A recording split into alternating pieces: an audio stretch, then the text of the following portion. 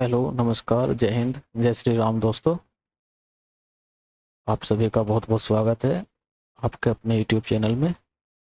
और आज हम कुछ इम्पोर्टेंट कॉन्सेप्ट्स की प्रैक्टिस करने वाले हैं। जैसा कि आपको पता है, एसएससी सीजीएल मेंस भी आने वाला है, तो आप सबके आसपास जो भी प्रिपरेशन कर रहे हैं बच्चे, उनको आप ये वीडियो शेयर कर सकते हैं और आप भी इसको एंजॉय कर सकते हैं। आपको करना क्या है, पहले आपको खुद से सॉल्व करना है, उसके बाद एक्सप्लेनेशन देखना है, तो उससे आपको बेटर और भी अच्छा आपको बेनिफिट मिलने वाला है। ठीक है, चलिए शुरू करते हैं। क्वेश्चन नंबर हमारा फर्स्ट है, had you not reached in time we will have lost our lives. तो इस क्वेश्चन को करने से पहले, इसमें एरर ढूंढने से पहले आपको कुछ कॉन्सेप्ट्स का पता होना बहुत ज़रूरी है। और वो कॉन्सेप्ट्स क्या हैं? वो कॉन्सेप्ट्स हैं, एक चैप्टर होता है इंग्लिश ग्रामर में, वो होता है conditional sentences.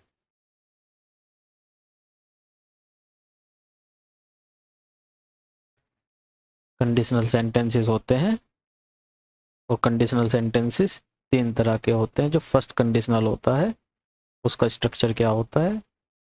If plus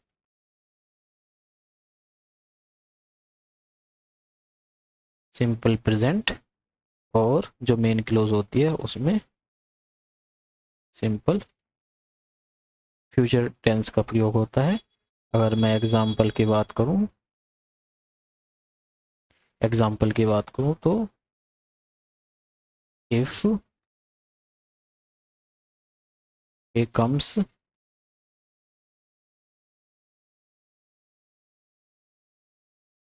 he will meet me. अगर वो आएगा तो वो मुझसे मिलेगा। ये क्या है? प्रेजेंट की कंडीशन हुई। इफ के बाद सिंपल प्रेजेंट, और जो मेन क्लोज है, प्रिंसिपल क्लोज है, उसमें सिंपल फ्यूचर। दूसरा जो इसका अ, दूसरा कंडीशनल होता है, उसका स्ट्रक्चर होता है इफ प्लस वर्ब की सेकंड फॉर्म। इफ जो जो भी क्लोज आएगी उसमें वर्ब की सेकंड फॉर्म का प्रयोग होता है, और जो मेन क्लोज होती है उसमें वुड प्लस वर्ब की फर्स्ट फॉर्म का प्रयोग होता है। और ये प्रेजेंट की इमेजिनेशन होती है। ठीक है, अगर मैं एग्जाम्पल की बात करूं अगर मैं एग्जाम्पल की बात करूं तो इसे हम कह सकते हैं, if I were a bird I would fly in the sky. तो ये कहना चाह रहा है कि अगर मैं एक चिड़िया होता तो मैं कहाँ क्या करता? मैं उड़ जाता। तो ये क्या हुई? प्रेजेंट में, यानी कि वर्तमान की इमेजिनेशन, यानी कि कल्पनाएं कर रहा है ये। तो जब कल्पनाएं करते हैं तो सेकंड, जब वर्तमान में यानी कि प्रेजेंट में इमेजिनेशन करते हैं, तो सेकंड कंडीशनल का प्रयोग होता है। उसका स्ट्रक्चर होता है कि इफ के बाद वर्ब की सेकंड फॉर्म, और मेन क्लोज में, इफ क्लोज में वर्ब की सेकंड फॉर्म, और मेन क्लोज में वुड प्लस वर्ब की फर्स्ट फॉर्म। जो इसका थर्ड कंडीशनल होता है, थर्ड कंडीशनल क्या होता है कि if plus head plus verb की थर्ड फॉर्म, और जो मेन क्लोज होती है उसमें होता है वुड हैव प्लस वर्ब की थर्ड फॉर्म। और ये किसके लिए प्रयोग होता है?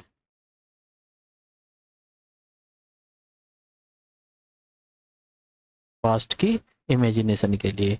अगर मैं एग्जाम्पल की बात करूं, इफ आई हैड मनी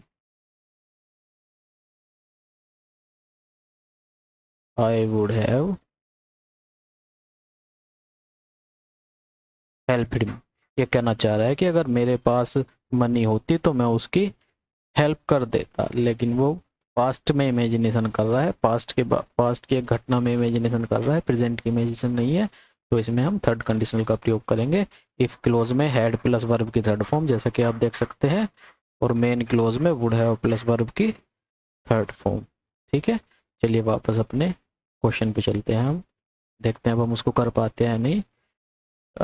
एक बात और बतानी है आपको, जो थर्ड कंडीशनल होता है उसकी उसमें हमको दो स्ट्रक्चर देखने को मिलते हैं। पहला स्ट्रक्चर तो ये हुआ, और दूसरा स्ट्रक्चर क्या होता है, जो दूसरा स्ट्रक्चर होता है उसमें ये इफ हट जाता है, और इफ की जगह ये हेड जो है ये पहले आ जाता है। Head plus subject plus verb की थर्ड फॉर्म, और मेन क्लोज में वुड प्लस है प्लस वर्ब की थर्ड फॉर्म। जैसे कि इसी को अगर मैं दूसरे वाले स्ट्रक्चर में इसी को फॉर्म करूं तो इसको हम कैसे कहेंगे, इसको हम कहेंगे head I had money I would have helped him. ठीक है, चलिए अब देखते हैं हम कर पाते हैं उसको या नहीं। यहाँ पर देखिए आपको कुछ अब चमक रहा है, कुछ नज़र आ रहा है, कुछ आप फिगर आउट कर पा रहे हैं। अगर नहीं कर पा रहे तो कोई बात नहीं, मैं बता देता हूँ। देखिए इसमें हमें जो है थर्ड कंडीशनल का सेकंड स्ट्रक्चर देखने के लिए मिल रहा है, had plus subject plus verb की थर्ड फॉर्म। तो ये हमारा क्या हुआ, ये हमारा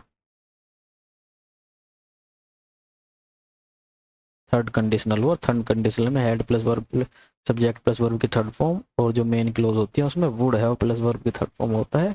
विल हैव नहीं होता है, विल की जगह क्या आएगा, वुड आएगा। तो यहाँ पे कहाँ, ऑप्शन डी हमारा करेक्ट आंसर। ओके चलिए अगले क्वेश्चन पे चलते हैं। देखिए ये हमारा क्वेश्चन नंबर 2 है, और क्वेश्चन नंबर 2 ये रहा हमारा क्वेश्चन नंबर 2 सेकंड। इसको आप अटेम्प्ट करिए और उसके बाद सॉल्यूशन देखना है, ठीक है।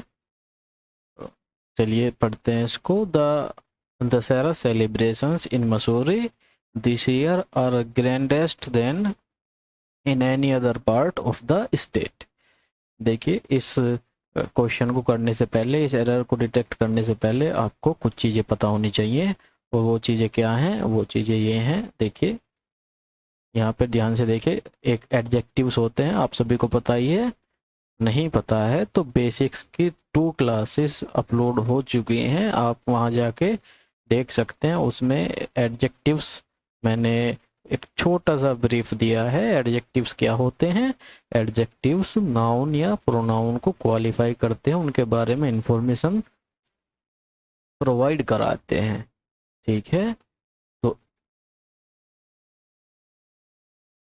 एडजेक्टिव और एडजेक्टिव, देखिए जब भी हम तुलना करते हैं तो क्या हम किसी एक नाउन की तुलना दूसरे नाउन से कर सकते हैं, है ना। जैसे मान लीजिए मेरा नाम आलोक है, मानना क्या है, मेरा नाम है ही आलोक, और मान लीजिए आपका नाम है कुछ भी, एक ले लेते हैं, अ, मान लीजिए आपका नाम है अमन।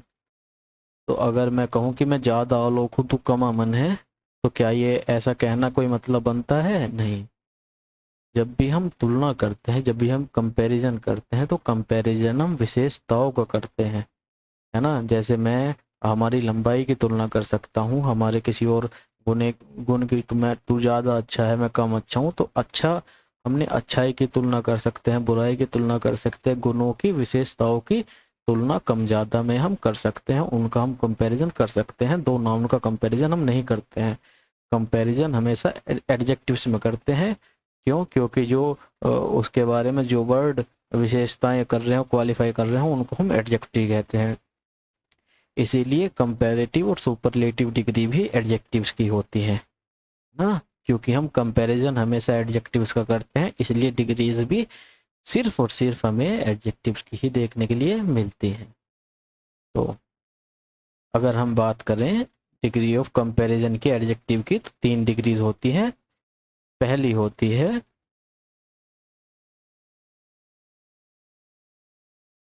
पॉजिटिव डिग्री, सेकंड होती है हमारी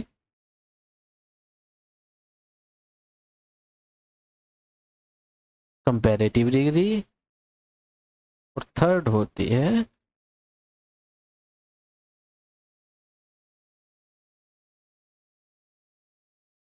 सुपरलेटिव डिग्री। पॉजिटिव डिग्री की अगर हम बात करें तो जो एडजेक्टिव की जो बेस फॉर्म होती है, जिसमें हम कोई चेंज नहीं करते हैं, कोई कंपैरिजन नहीं करते हैं एडजेक्टिव की, उस बेस फॉर्म को पॉजिटिव डिग्री का एडजेक्टिव कहते हैं। जैसे अगर मैं कहूं कि स्मार्ट और ब्यूटीफुल, इनमें हमने कोई चेंज नहीं किया है, ना ही हम इनमें किसी की तुलना कर रहे हैं, तो ये जो एडजेक्टिव्स की फॉर्म हुई, ये कैसी फॉर्म हुई? ये पॉजिटिव डिग्रीज के एडजेक्टिव हुए। ये एडजेक्टिव्स की बेस फॉर्म है, इन पे हमने कोई चेंजेस नहीं किया है। अगर हम कंपैरेटिव डिग्री का बात करें तो कंपैरेटिव डिग्री में दो चीज़ों की तुलना होती है। और कंपैरेटिव डिग्री को हम कैसे बनाते हैं? या तो हम उसमें ई आर लगाते हैं, अगर कुछ एडजेक्टिव्स होते हैं जिनकी ई आर फॉर्म्स होती हैं, कुछ एडजेक्टिव्स होते हैं जिनकी ई आर फॉर्म नहीं होती, तो जिनकी ई आर फॉर्म्स नहीं होती है उनमें हम मोर लगाकर उनका कंपैरेटिव डिग्री बनाते हैं। जैसे मैं बात क्या लगा बनाते हैं? मोर प्लस एडजेक्टिव, ठीक है। जैसे स्मार्ट की बात करूं तो स्मार्ट का क्या हो जाएगा? स्मार्ट की ई आर फॉर्म होती है स्मार्टर, ब्यूटीफुल की ए आर फॉर्म थोड़ी होती है, ब्यूटीफुलर ऐसा नहीं होता है, उसकी ए आर फॉर्म नहीं होती है, तो उसका हम बनाएंगे उसमें मोर ऐड करके, मोर मोर ब्यूटीफुल, ठीक है। सुपरलेटिव डिग्री की बात करें तो या तो उसके एंड में हम ई एस टी लगाएंगे, या फिर मोस्ट प्लस एडजेक्टिव, मोस्ट उसके पहले मोस्ट लगा के उसकी सुपरलेटिव डिग्री फॉर्म बनाएंगे। और कंपैरेटिव डिग्री में बात करें, हम यहाँ पे लिख देता हूँ,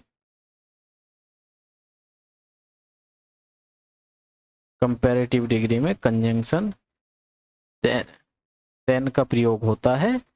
और सुपरलेटिव डिग्री में जैसे ई एस टी और मोस्ट का प्रयोग करते हैं, जैसे स्मार्टेस्ट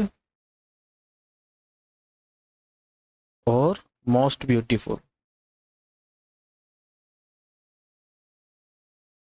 इस तरह से हम इस सुपरलेटिव बनाते हैं, और इनके साथ सुपरलेटिव डिग्री के साथ कंजंक्शन, वो प्रीपोजिशन इन या ऑफ का प्रयोग हम स्वादानुसार करते हैं, ठीक है। तो यहाँ पे अब देखते हैं क्या हम उसको अपने क्वेश्चन को अटेम्प्ट कर पाते हैं या नहीं। देखिए देखिए यहाँ पे बताया था मैंने कि यहाँ पे ये एडजेक्टिव है ग्रैंड, और ये एडजेक्टिव की सुपरलेटिव फॉर्म लगी हुई है, और जो कंजंक्शन लगा हुआ है देन, लेकिन देन के साथ कौन सी डिग्री का प्रयोग होता है? कंपैरेटिव डिग्री का। और हम यहाँ देख पा रहे हैं कि दो चीज़ों की कंपैरिजन हो रहा है, तो दो चीज़ों में कंपैरेटिव डिग्री कंपैरिजन लगेगा, तो यहाँ ग्रैंडेस्ट नहीं ग्रैंडर आएगा। तो एरर कहाँ पे है? एरर 1 2 3 फोर्थ पार्ट में है, 4 पार्ट है इसके, फिर फोर्थ है, फिफ्थ और सिक्स पार्ट दे रखे हैं, तो यहाँ पे है ये सी में, ठीक है। चलिए आगे चलते हैं। इस क्वेश्चन को अटेम्प्ट कीजिए, और नहीं होता है तो फिर आप सॉल्यूशन देख सकते हैं। चलिए क्वेश्चन पढ़ते हैं। It have been only through writing that man have been able to spread their ideas to mankind, है ना। ये कह रहा है ये सिर्फ राइटिंग के थ्रू ही संभव हो पाया है कि जो आदमी हैं वो अपने विचारों को दूसरे आदमियों तक कन्वे कर पाए हैं, स्प्रेड कर पाए हैं, फैला पाए हैं। चलिए इसको करते हैं। इसको करने के लिए आपको दो चीज़ों की ज़रूरत पड़ेगी सीखने की। वो चीज़ें क्या हैं? देखिए अगर मैं बात करूँ इंट्रोडक्टरी सब्जेक्ट्स की,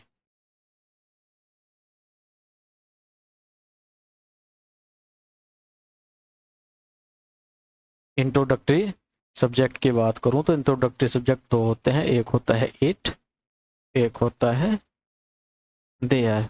इट अगर इंट्रोडक्टरी सब्जेक्ट है तो उसके साथ जो वर्ब लगेगी वो हमेशा सिंगुलर लगेगी। अगर इंट्रोडक्टरी सब्जेक्ट देयर है तो जो वर्ब लगती है वो अकॉर्डिंग टू द नाउन, जिस भी नाउन के लिए वो देयर प्रयोग हुआ है उसके हिसाब से लगती है। जैसे मैं कहूँ कि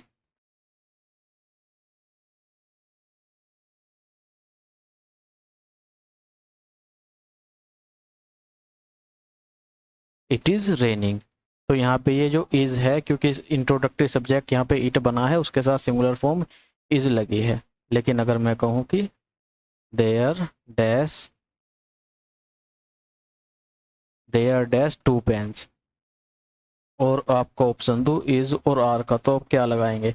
देखिए इट अगर इंट्रोडक्टरी सब्जेक्ट है तो उसके साथ तो सिंगुलर लगनी ही लगनी है, लेकिन देयर के बाद जो वर्ब लगती है वो लगती है कि वो किसके लिए प्रयोग हुआ है। तो ये किसके लिए प्रयोग हुआ है? टू पेन्स के लिए। तो अगर ये सिंगुलर हुआ तो वर्ब आ जाएगी इज, और अगर ये प्लूरल हुआ तो वर्ब आ जाएगी आर। तो यहाँ पे देखिए ये क्या है? प्लूरल है, तो वर्ब क्या आएगी? आर। ठीक है, चलिए अब देखते हैं हम कर पाते हैं नहीं अपने सेंटेंस को। तो देखिए यहाँ पे इट है, और इट के साथ हमेशा सिंगुलर वर्ब का प्रयोग होता है, तो क्या आएगा यहाँ पे? हैज़ आएगा। ऑप्शन नंबर ए हमारा आंसर हो गया। देखिए ये क्वेश्चन नंबर 3 था। क्वेश्चन नंबर 4 देखिए, the principal requested the teachers to monitor and take care of the small children. यहाँ पे हमें इस सेंटेंस को करने के लिए कुछ बातें पता होनी चाहिए, और वो बातें क्या पता होनी चाहिए? वो बातें पता होनी चाहिए। एक वर्ड होता है इन्फ्लेक्शन। इन्फ्लेक्शन, इन्फ्लेक्शन क्या होता है? किसी भी वर्ड में जब हम कोई चेंज करते हैं उसकी दूसरी फॉर्म्स क्रिएट करने के लिए उसको इन्फ्लेक्शन कहते हैं। इन्फ्लेक्शन 8 प्रकार, 8 इन्फ्लेक्शन होते हैं, 4 वर्ब में, 2 एडजेक्टिव में और 2 नाउन में। तो यहाँ नाउन के इन्फ्लेक्शन की हम बात करेंगे। तो एक नाउन का इन्फ्लेक्शन होता है एस या ई एस लगाते हैं जब उसमें क्या बनाने के लिए? उसकी प्लूरल फॉर्म बनाने के लिए, है ना। जैसे अगर मैं कहूँ कार का हम बनाते हैं कार, तो इसका हमने एस या एस ला के क्या बना दिया? इसकी प्लूरल फॉर्म हमने तैयार कर दी। एक तो इन्फ्लेक्शन नाउन में एस या एस लगाते होता है, दूसरा होता है अपोस्ट्रोफी एस लगा के, ये होता है पोजेशन दिखाने के लिए। पोजेशन मतलब अधिकार, किसी व्यक्ति का दूसरे पर अधिकार दिखाने के लिए। जैसे राम्स कार। ठीक है, चलिए अब देखते हैं हम उसको अपने सेंटेंस को, सवाल को कर पाते हैं नहीं कर पाते। तो देखिए यहाँ पर ये जो टीचर्स है, टीचर के बाद अपोस्ट्रोफी एस लगा है। अब अपोस्ट्रोफी एस लगा है तो यानी कि वो अधिकार दिखा रहा होगा, लेकिन जब भी वो अधिकार दिखाएगा तो अपोस्ट्रोफी एस के बाद कोई नाउन तो आएगा। जैसे यहाँ पर देखिए अपोस्ट्रोफी एस के बाद कोई नाउन आएगा जिस नाउन पर अधिकार दिखाया है, लेकिन हम यहाँ देख पा रहे हैं कि ऐसा तो कुछ भी नहीं है, यानी कि वो अधिकार तो नहीं दिखा रहा। अधिकार नहीं दिखा रहा तो क्या कर रहा है? प्रिंसिपल ने टीचर्स से रिक्वेस्ट की है, टीचर की प्लूरल फॉर्म लगनी थी। तो यानी कि यहाँ पे फर्स्ट इन्फ्लेक्शन नाउन के फर्स्ट इन्फ्लेक्शन का यूज होना था, अपोस्ट्रोफी एस नहीं, सिंपल क्या लगेगा? एस। तो कहाँ गड़बड़ी है भाई? इन्फ्लेक्शन में गड़बड़ी है, द टीचर्स में गड़बड़ी है। ऑप्शन नंबर बी क्या हो गया? इसका सही आंसर हो गया। और ये क्वेश्चन नंबर था हमारा। तो देखिए क्वेश्चन नंबर 5 आपकी स्क्रीन पर ये रहा। अब आप क्या करेंगे? आप इसको सोल्व करेंगे पॉज करके, और नहीं होगा तो सॉल्यूशन देखेंगे। ठीक है, यहाँ पर देखिए, हाँ, the weather is much more warmer than it was a few days before. The weather is much more warmer than it was a few days before. मैंने अभी आपको बताया था, और वो क्या बताया था? मैंने आपको एडजेक्टिव्स के बारे में जानकारी दी थी, और कहाँ पे रहा? ये रहा। देखिए मैंने कहा था या तो ई आर लगाते हैं या मोर लगाते हैं, या तो ई आर लगाते हैं या मोर लगाते हैं, दोनों एक साथ कभी भी प्रयोग नहीं करते। कंपैरेटिव डिग्री या तो ई आर लगा के बनाते हैं अगर ई आर फॉर्म है तब। अगर जैसे स्मार्ट की ई आर फॉर्म है स्मार्टर, तो मैं उसमें मोर नहीं लगाऊंगा। अगर ई आर फॉर्म नहीं है तभी मैं मोर का प्रयोग करूंगा। ठीक है, तो ई आर और मोर दोनों का यानी कि डबल डबल कंपेरेटिव हो गया, वो सुपरफ्लुअस हो गया, है ना। यहाँ पे देखिए वही चीज़ उसने कर रखी है, मोर वोमर। यहाँ पे जो एडजेक्टिव है वोम, जिसका मतलब क्या होता है, तरह से थोड़ा हल्का सा गर्म होना, है ना, वोम, गर्माहट थोड़ा। तो जो वोम है उसकी जो कंपेरेटिव फॉर्म होती है वो होती है वोमर, यानी कि ए आर लगा के उसकी कंपेरेटिव फॉर्म बनाई जा सकती है। तो यहाँ पे मोर की ज़रूरत हमें नहीं है। तो कहाँ पे है समस्या? समस्या है भाई ऑप्शन नंबर ए में। ठीक है, चलिए क्वेश्चन नंबर 6 ये रहा आपके कंप्यूटर स्क्रीन पर, आप इसको अटेम्प्ट कीजिए और नहीं होगा तो बताइए। हाँ, और यहाँ पे देखिए पढ़ते हैं इसको। Would you liked to have some fries along with your coffee sir, asked the waiter, है ना। वेटर ने पूछा कि भाई तुम कॉफ़ी के साथ क्या कुछ फ्राइज वगैरह लेना पसंद करोगे। तो इसको करने से पहले हमें छोटी छोटी कुछ मोटी बातों का पता होना चाहिए। बहुत इंपॉर्टेंट क्लास ये होने वाली है। इससे कि आप एक सेट में इन 5 जो मैंने ये कराए हैं इनमें से जितनी भी आज इस क्लास में, छोटी सी क्लास में जितनी भी बातें बताई हैं उनसे हर सेट में क्वेश्चन आएगा, ये मेरा दावा है। ठीक है, क्या था वो, भूल गया मैं। हाँ ठीक है, यहाँ पे देखिए भाई हेल्पिंग वर्ब्स होती हैं, ये मोस्ट इम्पोर्टेंट चीज़ है। हेल्पिंग वर्ब्स हमारी 3 होती हैं। एक होती है डू, डू जब हेल्पिंग वर्ब होती है तो उसके साथ वर्ब की फर्स्ट फॉर्म का प्रयोग होता है। एक हेल्पिंग वर्ब होती है हैव, डू के जगह यहाँ पे डिड का भी प्रयोग हो सकता है और डज का भी, ये तीनों ही हेल्पिंग वर्ब की तरह प्रयोग हो सकती हैं। यहाँ पे इसी तरह से हैव की जगह हैड और हैज़ का भी प्रयोग हो सकता है, इसके साथ वर्ब की थर्ड फॉर्म का प्रयोग होता है। तीसरी हमारी फॉर्म आती है बी की फॉर्म। बी की फॉर्म में क्या हो सकता है, बी की फॉर्म में बी हो सकती है या फिर is, are, am, was, were, been, ये सारी बी की फॉर्म्स होती हैं। और बी की फॉर्म्स के बाद या तो वर्ब की, बी की फॉर्म के बाद अगर कोई वर्ब आएगी तो वर्ब 2 ही फॉर्म में आएगी, या तो वर्ब की आईएनजी फॉर्म होगी या वर्ब अपनी थर्ड फॉर्म में आएगी। जब वर्ब यहाँ पे लिख देता हूँ शायद उधर से कट जाएगा। वर्ब की आईएनजी फॉर्म बी की फॉर्म के बाद कब आएगी, जब उसका सब्जेक्ट क्या होगा, सब्जेक्ट होगा डूवर। और वर्ब की थर्ड फॉर्म कब आएगी, जब सब्जेक्ट होगा रिसीवर। जब सब्जेक्ट डूअर होता है तो सेंटेंस होता है एक्टिव, और जब सब्जेक्ट रिसीवर होता है तो सेंटेंस हो जाता है पैसिव। इस बात का ध्यान रखना। ठीक है, और एक और बात इनके साथ हमें ध्यान रखनी है कि दूसरी तरह की होती है modal helping verbs.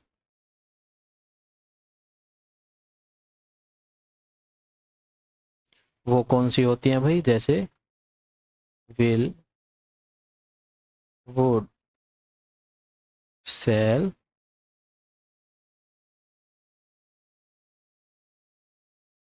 Should,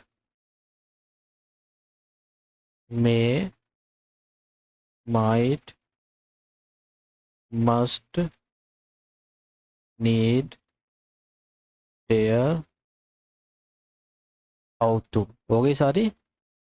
can, good, एक आधी रह गई हो तो देख लेना। ये सारी मोडाल हेल्पिंग वर्ब्स होती हैं। और जो हमें बात एक चौथी बड़ी इंपॉर्टेंट ध्यान रखनी है वो ये है कि मोडाल हेल्पिंग वर्ब के साथ वर्ब की हमेशा फर्स्ट फॉर्म आएगी। ठीक है, चलिए इतनी बात जानने के बाद देखते हैं हम अपने से क्वेश्चन को कर पाते हैं नहीं। तो यहाँ पे देखिए ये वुड क्या है, मोडाल है, और उसके साथ वर्ब की थर्ड फॉर्म का प्रयोग किया गया है, और मोडाल के साथ वर्ब की फर्स्ट फॉर्म का प्रयोग किया जाता है। तो कहाँ एरर हुई, एरर यहाँ पे वुड वाले पार्ट में हुई, तो ये ऑप्शन सी। ठीक है, ऑप्शन सी हमारा क्या हो गया, सही आंसर हो गया। अगर आपको सीखने के लिए मिला है तो आपके पास एक ऑप्शन है कि आप सब्सक्राइब कर सकते हैं। कोई डाउट है तो आप कमेंट कर सकते हैं, और कुछ भी आपके विचार हैं आप कमेंट कर सकते हैं, आप शेयर भी कर सकते हैं ना। और सब्सक्राइब करिए, शेयर करिए। बाकी मिलते हैं अगली वीडियो में, तब तक के लिए बाय।